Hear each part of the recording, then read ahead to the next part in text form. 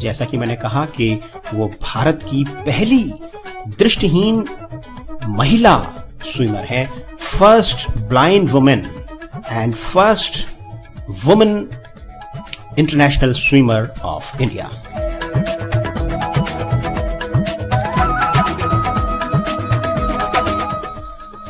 तो दोस्तों आइए जुड़ जाइए प्रोग्राम एक मुलाकात में। जी हाँ, ये एक साप्ताहिक प्रोग्राम है जो कि हर शुक्रवार रात 9 से 10 प्रसारित किया जाता है, सिर्फ और सिर्फ आपके अपने favourite online radio station radio उड़ान पर। इसका रिपीट ब्रॉडकास्ट आप हमेशा की तरह कल भी सुनेंगे। कल, जी हाँ, यानी कि शनिवार शाम 4 से 5 इन्हीं चैनल्स पर, यानी कि www.radioudan.com पर। So come friends and let's all welcome to Kanchan Mala Pandey on today's show, program एक मुलाकात on Radio उड़ान।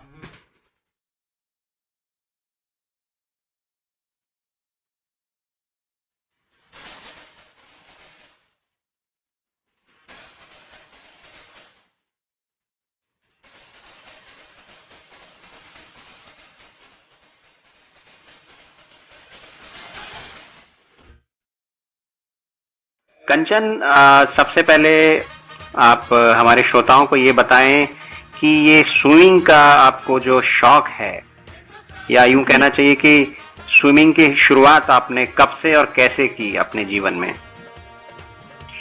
जी, थैंक यू अमित जी।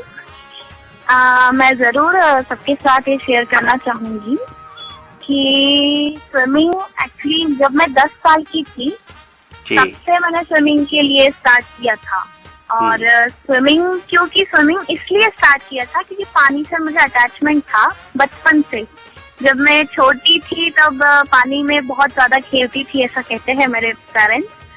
तो स्विमिंग उनको एक काफी अच्छा एक्टिविटी लगा बाकी गेम्स के मुकाबले, क्योंकि मेरे पापा भी हॉकी खेलते थे, तो स्पोर्ट्स का बैकग्राउंड तो हमारे घर में पहले से था। तो इस वजह से फिर स्विमिंग मतलब उनको अच्छा लगा है। तो काफी डेंजरस गेम, क्योंकि बाकी गेम्स के मुकाबले अगर आप देखें तो उसमें इतना डेंजर नहीं होता है, लेकिन जो स्विमिंग है उसमें तो भाई पहली बात तो है जान जाने का खतरा होता है। तो इतना डेंजरस गेम होने के बाद भी जब मैं 10 साल की थी फिर भी मेरे पेरेंट्स ने हिम्मत करके मुझे स्विमिंग के लिए परमिशन दी जी। और 8 दिन में मैं स्विमिंग सीख गई, क्योंकि मुझे पानी की गहराई से ना तो डर लगता था ना मतलब मुझे किसी खतरे का मतलब अंदाजा तो था, लेकिन अटैचमेंट था मुझे पानी से, इसलिए मैं स्विमिंग भी जल्दी सीख गई। जब मैंने स्विमिंग स्टार्ट किया उसके 6 महीने बाद ही जो कॉम्पिटिटिव लेवल का जो स्विमिंग होता है उसको जब मैं स्विमिंग सीखी उसके 6 महीने बाद ही मैंने स्टार्ट कर दिया। तो काफी एक्साइटिंग रहा जो मेरा स्विमिंग शुरू करने से लेके जो कॉम्पिटिटिव लेवल तक स्विमिंग करने का जो सफर था। तो मतलब काफी एक्साइटिंग रहा, काफी था मेरे लिए भी स्विमिंग सीखना। वैसे क्योंकि टोटली ब्लाइंड को स्विमिंग सीखना वैसे मतलब हमारे यहाँ तो पहली बार था, और मेरे जो कोच थे उन्होंने भी ये किया कि सिखाना है, क्योंकि यहाँ उनको भी पता नहीं था कि किसी ब्लाइंड व्यक्ति को स्विमिंग कैसे सिखाया जाता है। मेरे कोच को और बाकी लोगों को भी यहाँ पता नहीं था कि ब्लाइंड व्यक्ति को कैसे स्विमिंग सिखाया जाता है जी। तो उन्होंने भी ये चैलेंज आसानी से एक्सेप्ट किया और काफी पॉजिटिवली उन्होंने मुझे स्विमिंग सिखाने का जिम्मा लिया, और उनको मैंने भी वैसे ही रिस्पॉन्स दिया, क्योंकि अगर आपको पॉजिटिवली सिखाएगा कोई भी तो आप ऑब्वियसली उसको रिस्पॉन्स देंगे। लेकिन मैं तब बहुत छोटी थी, क्योंकि इतनी समझ नहीं थी मुझ में, क्योंकि 10 साल की थी तो इतनी ज्यादा तो नहीं समझ पाती थी मैं कि स्विमिंग बस करना है मुझे। स्विमिंग सीखने के टाइम मेरा ऐसा कोई मोटिव नहीं था कि भाई कॉम्पिटिटिव लेवल तक स्विमिंग करना है, हालांकि मुझे पता ही नहीं था कि स्विमिंग कॉम्पिटिटिव लेवल तक होती भी है। किसने आपको प्रमोट किया? आपको घर में किसी ने कहा होगा स्विमिंग के लिए, या आपने खुद से बोला कि मुझे तैराकी सीखनी है? शुरू कैसे हुआ ये सिलसिला स्विमिंग का? एक्चुअली मैंने खुद नहीं बोला, मेरा अटैचमेंट मेरे दादाजी ने देखा पानी से, और दादाजी और पापा काफी पॉजिटिव थे, तो उन्होंने ही सोचा कि इसको स्विमिंग में डाला जाए। मैंने खुद नहीं बोला, मेरा सिर्फ अटैचमेंट था, मैंने सिर्फ उनको रिस्पॉन्स दिया। जो मतलब जो रिस्पॉन्सिबिलिटी थी बेसिकली स्विमिंग में डालने की, वो मेरे पार्टनर को उठाई जी। और जब आप 10 साल के थे आपने कहा, तो तब आपको कुछ आई साइट थी या तब आप ब्लाइंड थे? जी नहीं, मैं टोटली, एक्चुअली मैं बाई टोटली ब्लाइंड हूँ, तो आई साइट मुझे पहले से ही नहीं थी। तो इसका कोई मतलब जैसा पहले था वैसा ही अभी है। जी, लेकिन फिर आपको आगे चल के क्या क्या चैलेंजेस आए? क्योंकि स्टार्टिंग में ये ब्लाइंड होने के कारण, जैसा आपने कहा कि भाई थोड़ा सा टफ था और इतना इजी नहीं था कि भाई एक्सेप्ट किया जाए उसको, लेकिन फिर भी आपने परफॉर्म किया और सबने देखा, आपके कोच ने उसको अप्रिशिएट किया, फिर आगे आपको अपॉर्चुनिटीज दी। तो लेकिन उसके बावजूद, क्योंकि आप फिर आपने इंटरनेशनल इवेंट्स में पार्टिसिपेट किया और भी नेशनल इवेंट्स में पार्टिसिपेट किया, तो वहां जब आप पहुंचे राष्ट्रीय स्तर की प्रतिस्पर्धा में, तो किस किस तरह के चैलेंजेस आपके समक्ष आए इस स्विमिंग के चलते? जी बिल्कुल, चैलेंजेस तो मुझे हमेशा से इसमें फेस करने पड़ते हैं। एक्चुअली जब मैंने कॉम्पिटिटिव लेवल का स्विमिंग स्टार्ट किया, तब मैं साइटेड स्विमर्स के साथ ही कॉम्पीट करती थी, अभी भी करती हूँ मैं। तो मेरी शुरुआत ही वहां से हुई। तो लोगों के लिए काफी शॉकिंग एक न्यूज थी कि भाई एक ब्लाइंड जो स्विमर है वो नॉर्मल लोगों के साथ कॉम्पीट कर रही है। तो मैं जब स्टेट लेवल पे पार्टिसिपेट करने गई तो मुझे वहां रोक दिया गया था शुरुआत में कि भाई नहीं, आप ब्लाइंड हो तो आपको नहीं हम पार्टिसिपेट करने देंगे, क्योंकि इसमें तो जान भी जा सकती है और आप ब्लाइंड होने के कारण हम लोग नहीं परमिट कर सकते। तो पूरा दिन उनको रिक्वेस्ट करना पड़ा, जैसे जैसे उन्होंने परमिशन दे दी उनको। और फिर स्विमिंग किया। स्विमिंग करने के बाद लोगों को पता चला कि मतलब ये क्या चीज है। तो उसके बाद पॉजिटिव रिस्पॉन्स आया। जहाँ मैं स्विमिंग करती थी वहाँ मेरे कोच थे, जो मेरे बेसिक कोच थे, उनको तो अच्छा लगता था मुझे सिखाना, लेकिन बाकी जो सीनियर कोच थे वहाँ उनका भी मुझे नेगेटिव मतलब देखने का पहले नजरिया था कि भाई नहीं, मतलब बेवकूफी है, ब्लाइंड व्यक्ति को सिखाना, मतलब स्विमिंग सिखाना है तो बेवकूफी है, इसका कोई मतलब नहीं है, ऐसा उनका रिस्पॉन्स था। लेकिन जब कॉम्पिटिटिव लेवल पे मैं स्विमिंग करने लगी और काफी मेरा अच्छा परफॉर्मेंस था, तो सारी चीज अपने आप पॉजिटिव बनने लगी। देन स्टेट लेवल से नेशनल लेवल तक मैं पार्टिसिपेट करने लगी। फिर मुझे पता चला कि जैसे नॉर्मल लोगों के लिए टूर्नामेंट होती है, वैसे इक्वल लेवल पे डिसेबल लोगों के लिए भी अलग से पैरालंपिक्स के थ्रू टूर्नामेंट्स होती है जी। तो मैं उसमें पार्टिसिपेट करने लगी स्टेट नेशनल्स में। तो वहाँ की पहली बार में ही जब मैं गई तो मेरा परफॉर्मेंस अच्छा रहा, क्योंकि मैं साइटेड स्विमर्स के साथ ही प्रैक्टिस करती थी। तो जब मैं जाती थी डिसेबल लोगों के साथ स्विमिंग करने, तो वहाँ ऑब्वियसली मेरा परफॉर्मेंस काफी अच्छा रहता था उन लोगों के मुकाबले। बिल्कुल, और उस परफॉर्मेंस के आधार पे आपने लोगों का विश्वास जीता। और जैसा आपने अभी कहा कि भाई उनका नजरिया थोड़ा नेगेटिव था, आपके जो सीनियर कोच थे, लेकिन फिर आपने जब बेहतरीन प्रदर्शन किया स्विमिंग में, तो फिर उन लोगों का भी नजरिया बदल गया। तो अभी आपने बहुत सारे नेशनल और इंटरनेशनल कंट्रीज में जाके इंटरनेशनल ओवरसीज टूर आपने किए हैं, नेशनल लेवल की तो कॉम्पिटिशन्स में आपने पार्टिसिपेट किया ही है। तो किस किस कंट्री में आपको मौका मिला है स्विमिंग में पार्टिसिपेट करने का? जी एक्चुअली मैं नेशनल पार्टिसिपेट करती आई हूँ जब से मैं 11 साल की थी। और जब मैं 15 साल की हुई, जब मैं 10th स्टैंडर्ड में थी, तब मेरे नेशनल लेवल में जो टूर्नामेंट हुई थी वहाँ मुझे पता चला कि मैं सीधे कॉमनवेल्थ के लिए क्वालिफाई कर गई हूँ। जब मैं इंडिया से फर्स्ट ब्लाइंड वुमन थी और इंडिया से पूरी इंडियन टीम में मैं अकेली एक डिसेबल पर्सन थी जो इंडिया को रिप्रेजेंट कर रही थी कॉमनवेल्थ में। और पहली बार वो तो कॉमनवेल्थ ऑस्ट्रेलिया में हो रहे थे, तो मेरी 10th की एग्जाम थी तब। तो एग्जाम सामने थी और टूर्नामेंट भी थे, तो दोनों में से मुझे चूज करना था। तो मैंने एग्जाम छोड़ दी और कॉमनवेल्थ में चली गई ऑस्ट्रेलिया में, वो तो पहली बार। तो वहां जाके भी मुझे पता चला कि पूरी 71 कंट्रीज में मैं अकेली ब्लाइंड स्विमर हूँ, बाकी सारे मेरे साथ जो स्विमिंग करने वाले हैं वो साइटेड है। अरे वाह। तो ये मेरे लिए भी शॉकिंग था, क्योंकि मुझे भी ये पता नहीं था, वहां जाके मुझे पता चली ये बात। तो ये काफी बड़ा अचीवमेंट रहा मेरी जिंदगी का, पहला इंटरनेशनल, और वहाँ मैं सारे के सारे जो है स्विमर्स, नॉर्मल स्विमर्स के साथ पार्टिसिपेट कर रही हूँ, अपनी कंट्री को रिप्रेजेंट कर रही हूँ। तो ये काफी अच्छी चीज थी मेरे लिए। देन सेकेंड, उसी साल 2006 में मैं मलेशिया में सिलेक्ट हुई एशियन गेम्स के लिए। वो मेरा सेकेंड टूर्नामेंट था इंटरनेशनल। एंड देन थर्ड जो था वो जर्मनी में था 2008, फोर्थ चाइना में था 2010, 11th, देन फिफ्थ जो मेरा इंटरनेशनल था वो था 2011 टर्की में, वर्ल्ड गेम्स थे।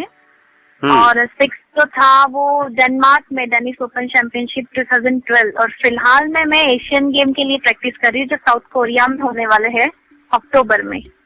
कितना टाइम निकाल पाती हैं आप प्रैक्टिस के लिए?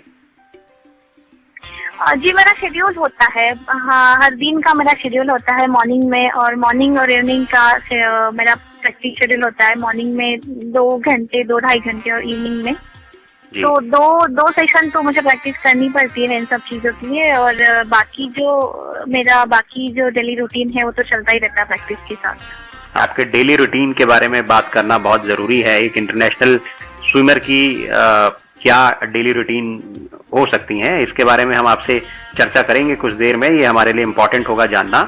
लेकिन कंचन, जो साइटेड लोगों को एक्सपोजर मिलता है, चाहे हम स्विमिंग की बात करें या और स्पोर्ट्स एक्टिविटीज की बात करें, आपको लगता है कि विजुअली चैलेंज्ड को भी इस तरह का एक्सपोजर इंडिया के अंदर अभी मिल रहा है, या इस पे अभी बहुत कुछ किया जाना बाकी है? देखिए क्या होता है ना, पहले जो चीज थी, पहले जो हमने जब स्विमिंग स्टार्ट किया, हमको बिल्कुल भी एक्सपोजर नहीं मिलता था। अभी वो मिलना शुरू हुआ है धीरे धीरे। और अभी हम इस उम्मीद के साथ तो बिल्कुल चल सकते हैं कि आगे भी ये सब चीजें होंगी। लेकिन ये तो मान सकते हैं भाई कि ब्लाइंड होने के कारण जो एबल बॉडीड पर्सन को जो एक्सपोजर मिलता है वो नहीं मिलता हमें। ये तो सीधी सीधी बात है कि उन लोगों के मुकाबले आज अगर आप किसी और साइटेड स्विमर का नाम ले लोगे तो पता हो जाएगा, लेकिन कंचनमाला पांडे का नाम पूछोगे तो काफी लोगों को नहीं पता होगा। तो ये काफी डिफरेंस है इसमें कि उन लोगों को काफी मतलब हाईलाइट मिल जाती है और हम लोगों को नहीं मिलती। तो ये एक डिफरेंस तो है हमारे इंडिया में कि एबल और डिसेबल्ड में तो हर चीज में फर्क किया जाता है, लेकिन अभी जो है वो मिलना शुरू हुआ है। तो इसलिए हम इस बारे में उम्मीद नहीं छोड़ सकते कि आगे कुछ नहीं होगा। हालांकि करना चाहिए इसमें बहुत कुछ, और हो भी रहा है। चलिए, आपने जैसा कि कहा कि कंपैरेटिवली ब्लाइंड स्विमर्स को, या फिर जो और भी कहना चाहिए कि हमारे जो खिलाड़ी हैं, प्लेयर्स हैं, उनको उस तरह का हाईलाइट नहीं मिलता है। हम ये उम्मीद करते हैं कि रेडियो उड़ान के इस प्रोग्राम एक मुलाकात के जरिए ये आपको कुछ एक्सपोजर भी मिले और आपकी बात और लोगों तक पहुंचे, जो अथॉरिटीज हैं वहां तक पहुंचे, और आपको भी एक हाईलाइट मिले। चलिए, आपके अब वापस मैं आता हूं आपके डेली रूटीन के बारे में। आपका रूटीन क्या रहता है, क्योंकि फिटनेस का भी एक कहना चाहिए इशू रहता है, आपको फिट भी रहना होता है तमाम तरह से। तो आपका डेली रूटीन मैं जानना चाहूंगा अपने लिसनर्स के लिए।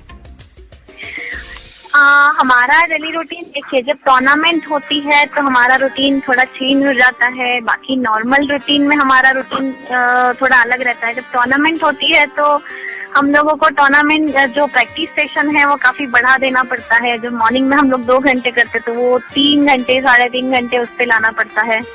देन फिर एक सेशन जिम करनी होती है, और दोनों सेशन स्विमिंग करनी होती है, फिर बीच में जिम करनी होती है। और ये इन सब चीजों से ही हम इतना एग्जॉस्ट हो जाते हैं। और बाकी जो चीजें हैं, हमारी पढ़ाई है और बाकी जो भी हमारा जो काम है, वो सब इन सब चीजों के बीच में जो भी हमें टाइम मिलता है उस टाइम में हमें ये सब कर लेना पड़ता है। लेकिन क्योंकि हमारा जो गेम है वो उसमें सारे फिजिकल एफर्ट्स लगते हैं, तो प्रैक्टिस से ही हम लोग इतना एग्जॉस्ट हो जाते हैं कि बाकी चीजों के लिए बहुत कम एनर्जी बचती है। और जो रूटीन हमेशा का जो हमारा रूटीन है वो तो प्रैक्टिस के अलावा जो भी पढ़ाई है, पढ़ाई का बैलेंसिंग करना पड़ता है। देन उसके अलावा जो हम हॉबीज रखते हैं उसको अगर हम लोग कभी कर सकते हैं तो वो करने की कोशिश करते हैं। चलिए, हॉबीज के बारे में बात कर लेते हैं। आपके क्या शौक हैं, क्या इंटरेस्ट हैं जब कभी आपके पास फ्री टाइम होता है तो? देखिए, पढ़ती हूँ, मैं कई सारी बुक्स पढ़ने की हॉबी रखती हूँ। मुझे अच्छी लगती है, अच्छा लगता है पढ़ना। और गाना मेरी हॉबी है जी। मैं गाती तो हूँ नहीं हमेशा, लेकिन मुझे अच्छा लगता है शौक के लिए गाना। जी, कोई फेवरेट सिंगर हैं आपके? जी, मेरी फीमेल फेवरेट सिंगर है आशा भोसले और मेल है किशोर कुमार। यानी पुराने गाने सुनती हैं आप? जी, ऐसा नहीं कहा जा सकता। पुराने गाने में ज्यादा सुनती हूँ। वैसे गाने तो हर तरह के होते हैं, अलग अलग म्यूजिक सुनना चाहिए इंसान ने, क्योंकि वो अलग अलग मूड में आपको अलग अलग क्रिएटिविटी देते हैं। जी, ये अच्छी बात है। और ओल्ड सॉन्ग्स भी, क्योंकि अपनी एक उनकी इम्पोर्टेंस है, तो ये अच्छी बात है कि भाई एक युवा प्लेयर वो ओल्ड सॉन्ग्स को भी सुनना पसंद करता है। हमारे ऐतिहासिक धरोहर। ये जगह ताजमहल के बीचों बीच एकदम केंद्र में है। यहीं सोई हैं वो। ये कब्र है मुमताज महल की और बगल वाली कब्र है उनके बेहद प्यार करने वाले शौहर शाहजहां की। हमारी सांस्कृतिक विरासत।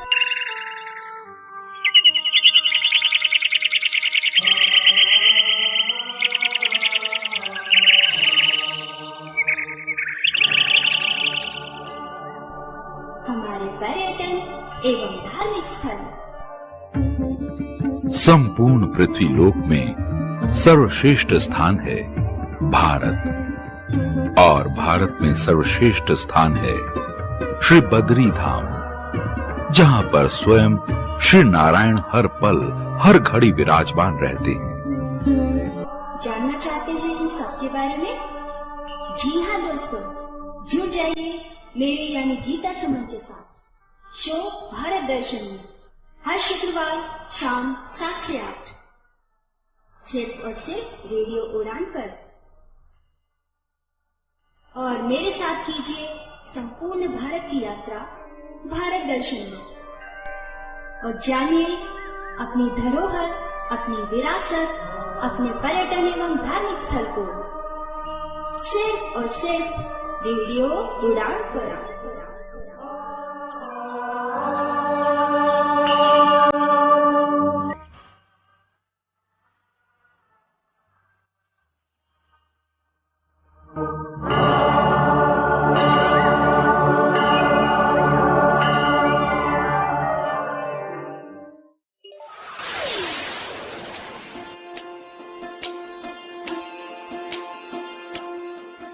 आप सुन रहे हैं एक मुलाकात आरजे अमित के साथ।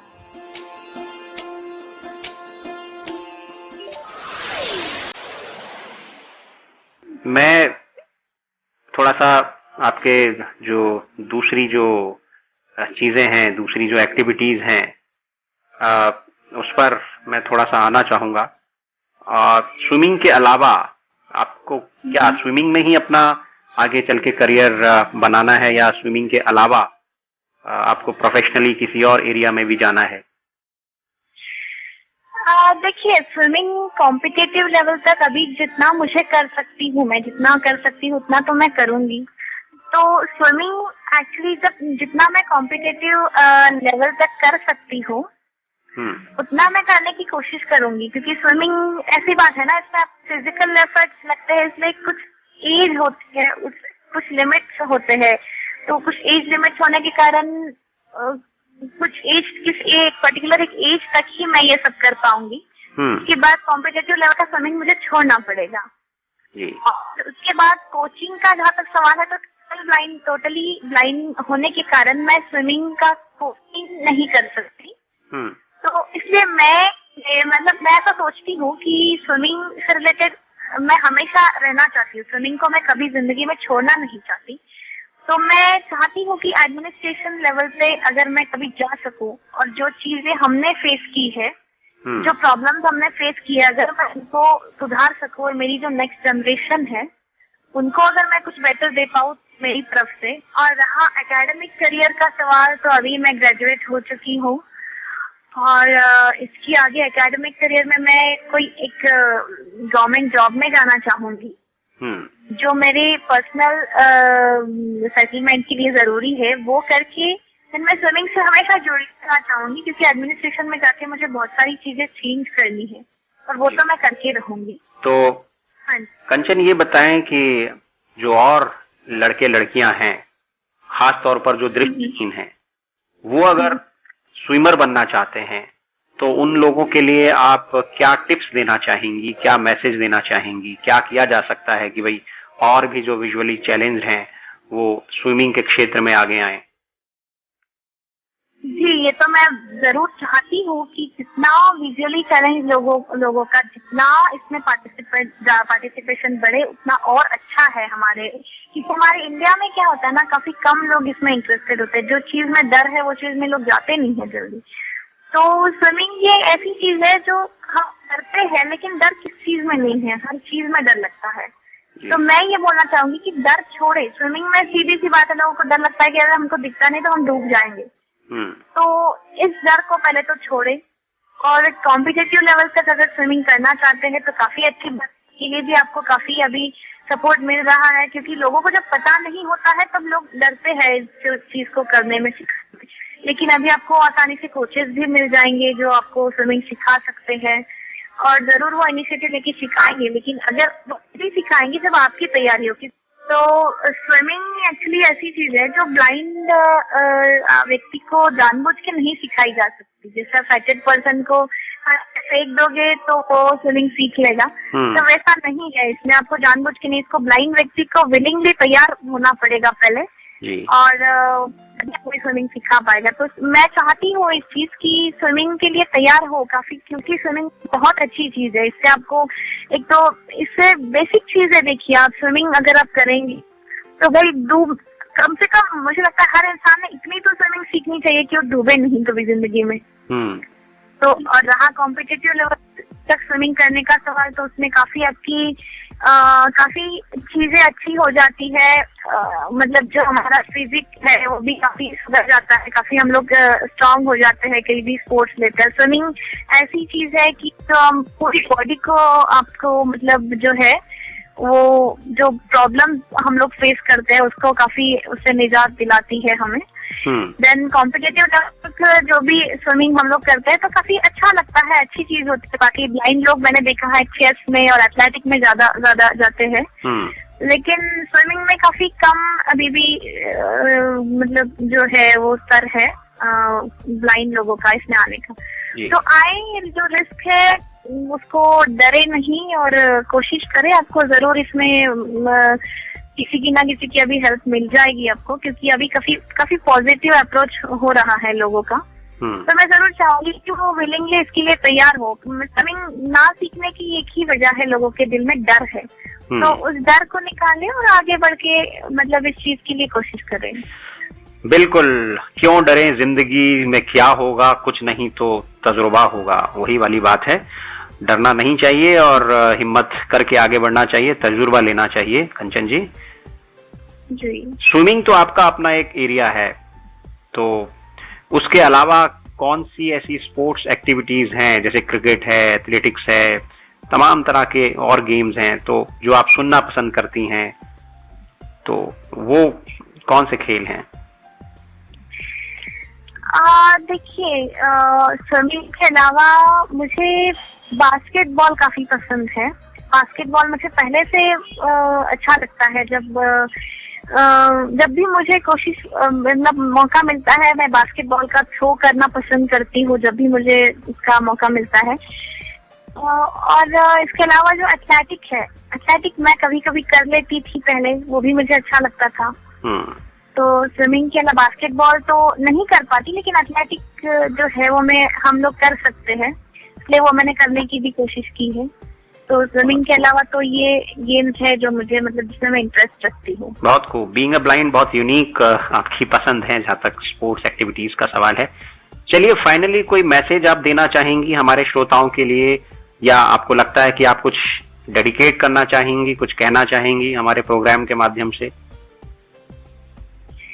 जी, मैं जरूर कहना चाहूंगी कि देखिए, मैं तो एक स्पोर्ट्स पर्सन हूँ, लेकिन बीइंग अ ब्लाइंड बहुत सारी चीजें हैं दुनिया में हम जो कर सकते हैं।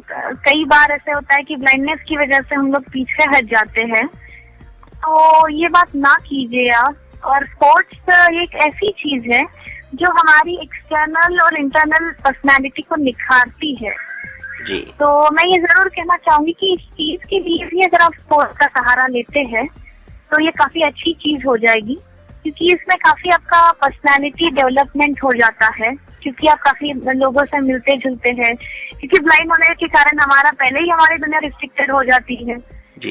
तो उस चीज को हम जितना कम से कम रिस्ट्रिक्टेड करने की कोशिश करें, जितना उसको जितनी ब्रॉड बनाने की कोशिश करें उतना अच्छा है हमारे लिए, और वो बनाना चाहिए लोगों ने। और मतलब काफी चीजें हैं स्पोर्ट्स के अलावा भी जो हम लोग कर सकते हैं। टेक्नोलॉजी है आजकल, उसको हम यूज कर सकते हैं। मतलब जो चीजें हमारी ब्लाइंडनेस की प्रॉब्लम सॉल्व कर सकती है, जो हमारी डिपेंडेंसी को मतलब वो खत्म कर सकती है, ऐसी चीजों का जरूर उपयोग करें और जिंदगी में आगे बढ़े। चलिए, बहुत ही बेहतरीन आपके विचार हैं, और मैं ये उम्मीद करता हूं कि आपकी आवाज उन लोगों तक पहुंची होगी जो स्विमिंग के बारे में कुछ समझना चाहते हैं, खासतौर पर जो ब्लाइंड हैं। और शायद बहुत से हमारे दृष्टिहीन मित्र इस बात की कल्पना भी उन्होंने नहीं की होगी कि भाई एक ब्लाइंड इंसान इंटरनेशनल स्विमर हो सकता है, कंचन की तरह, आपकी तरह। और जो तमाम जो ऑर्गेनाइजेशंस हैं, मैं ये समझता हूं कि उनको भी चाहिए कि वो सरकार के साथ मिलकर काम करें और इस तरह की जो चुनौतीपूर्ण गतिविधियां हैं, खासतौर पर खेल के मैदान में, खेल के क्षेत्र में, उनको आगे बढ़ाने का काम करें। और हमारे जो दृष्टिहीन साथी हैं, क्रिकेट के अलावा और भी तमाम एक्टिविटीज में उनको जोड़ने का काम करें। आपने हमसे बात की और एक मुलाकात प्रोग्राम में आपने भाग लिया, हमारे श्रोताओं से आपने बात की, आपने हमसे बात की, इसके लिए आपका बहुत बहुत धन्यवाद। तो दोस्तों, ये थी आज की हमारी मुलाकात, हमारी बातचीत कंचन माला पांडे के साथ, जिनसे हमने टेलीफोन पर बातचीत की थी।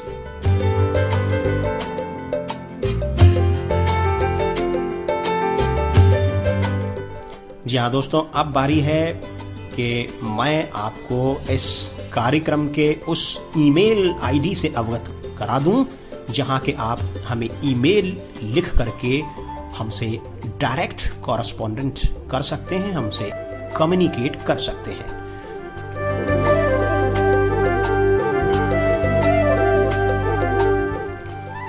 हमारे इस प्रोग्राम के बारे में आपके क्या ख्यालात हैं, क्या फीडबैक है, और क्या आपके पास हमारे प्रोग्राम एक मुलाकात के लिए कोई सुझाव या सजेशंस हैं, तो दोस्तों हम आपका स्वागत करते हैं।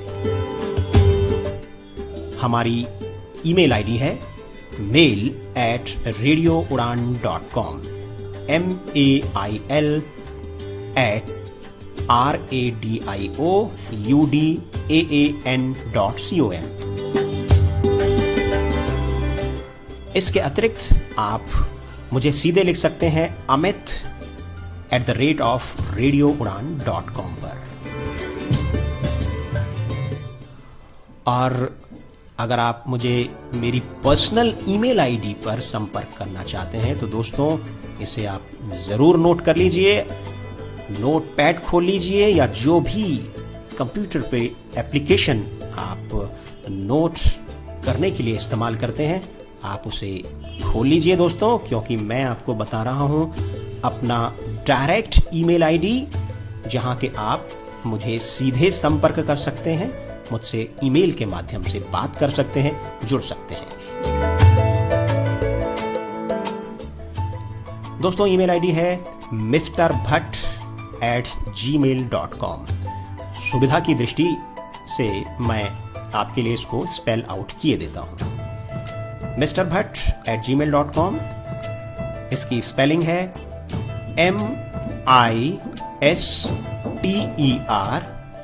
MISTERBHATT यानी कि डबल T @gmail.com।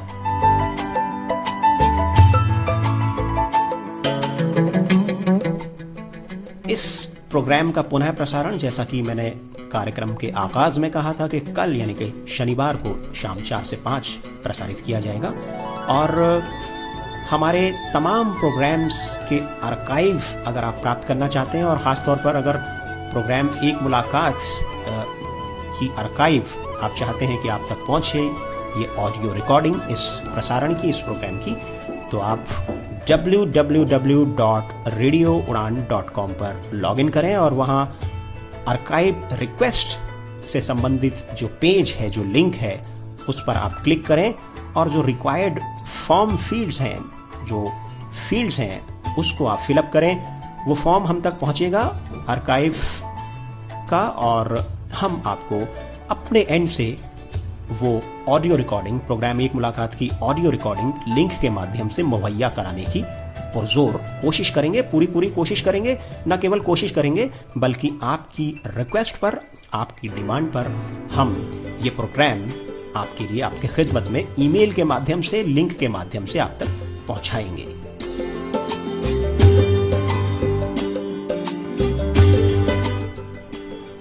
दोस्तों, जैसा कि आज की हमारी गेस्ट कंचन माला पांडे का कहना था कि किशोर कुमार और ख़ास तौर पर आशा भोसले के गाने उन्हें बहुत पसंद हैं, और हमने आज के इस प्रोग्राम में बातचीत के दौरान किशोर कुमार और आशा भोसले की एक गज़ल भी एक हमने प्ले की थी।